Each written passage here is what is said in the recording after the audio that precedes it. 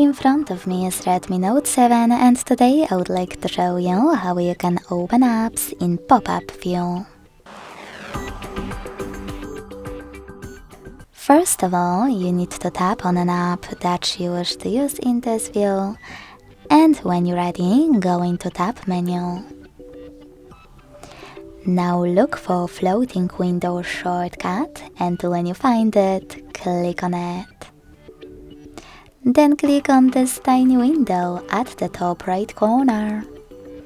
As you can see, now I can use my app in this little window.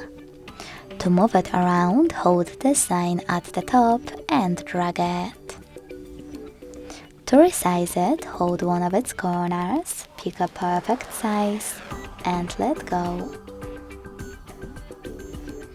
If you wish to make it tiny again, just drag it to the top right or left corner.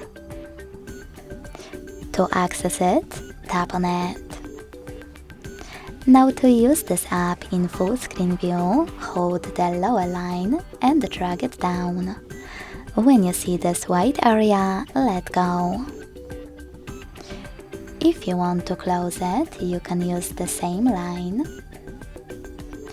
but this time drag it up.